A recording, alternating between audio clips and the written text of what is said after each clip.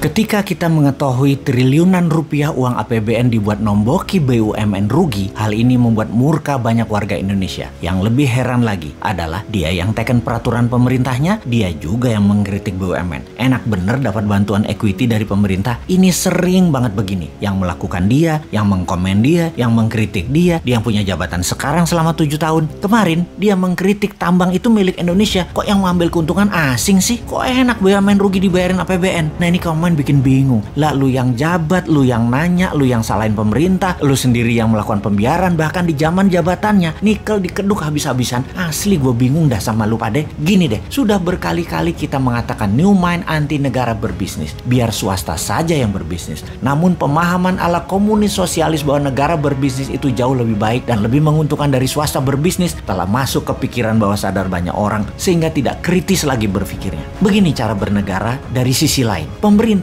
adalah regulator. Ngerti? Regulator. Wasit pelaksana aturan dan pembuat aturan yang memudahkan anak bangsa berkarya. Berkarya secara maksimum. Mengurangi atau menahan asing berkuasa. Mendistribusikan kekayaan kepada rakyat. Membuat rakyat sehat, sejahtera, dan berpendidikan. Serta memberikan peluang yang sama pada setiap anak bangsa. Negara memajaki jasa mereka yang telah negara permudah berusaha tadi sehingga mendapatkan keuntungan yang banyak. Di sisi positif lainnya, pengusaha bisa membuka lapangan pekerjaan. Ingat, lapangan pekerjaan itu yang membuka swasta, bukan pemerintah. Ingat ya, bukan negara yang membuka lapangan kerja, tapi aturan dan kebijakan pemerintah yang bijaklah yang membuat lapangan kerja tadi lebih banyak. Negara jadi kaya bukan karena negara berbisnis, tapi rakyat dibuatkan peluang yang fair, yang sama, sehingga yang pinter, yang rajin, yang hemat, yang santun, yang sukses. Bukan yang jabat, yang korupsi, yang memanfaatkan jabatan, yang kaya. Atau bukan pengusaha yang main dengan pejabatnya yang nambah kaya karena merubah peraturan. Sama, politikus adalah pengawal pemerintah, membuat undang-undang yang melincahkan pemerintah untuk membantu rakyat. Yang terakhir, fungsi kontrol serta administrasi pemerintah saat ini acak kadut. Sudah 7 presiden tidak rapih, lemah, dan banyak bolongnya. Ditambah PNS yang one prestasi, yang tidak taat, yang nakal, tidak bisa dipecat. Itu aja urusan pemerintah dan politikusnya. Jangan berbisnis. Bisnis dan usaha itu ranah swasta, ranah rakyat yang tidak memiliki jabatan. Jadi kembali ke BUMN, bahwa jika apple to apple membandingkan bisnis pasar bebas, BUMN sudah keok sejak dulu. BUMN itu dilindungi peraturan dan diberikan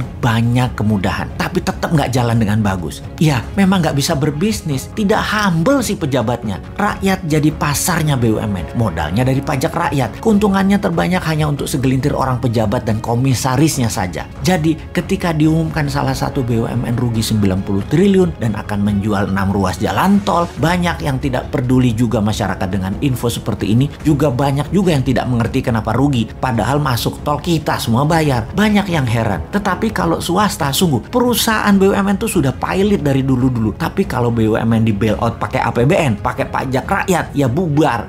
Rakyatnya tetap masih percaya loh BUMN itu penting. Kok bisa ya? Dikira kalau swasta kaya negara miskin gitu ya? Padahal sebaliknya, kalau swasta kaya, negara menjadi sangat kaya. Tiongkok itu kaya swastanya. Di luar negeri untuk mencaplok ekonomi negara lain baru pakai BUMN Tiongkok. Jadi BUMN Tiongkok tuh pahlawan devisa. Swasta Tiongkok main di dalam negeri dan yang bermain di luar negeri itu BUMN. Kita lanjut. Ketika flag carrier airline kebanggaan nasional Garuda Indonesia sebelum COVID saja sudah keok, ditambah PPKM sekarang dengan macam-macam aturan membuat traveler berkurang hingga lebih 50%. Sekarang kemungkinan gagal restrukturisasi semakin besar. Nama kebanggaan Garuda akan jadi pelita air melindungi diri dari tuntutan investor, di mana sebentar lagi APBN juga yang akan bayarin. Pastinya saat ini banyak lagi daftar BUMN yang merugi dan memiliki hutang yang menumpuk sangat besar. Bahkan aset jaminannya kalau diambil lender atau diambil investor, maka aset tersebut pasti jadi milik asing. Kembali mengingatkan di zaman jual BUMN dan perusahaan murah di tahun 2000-an, efek resesi ekonomi tahun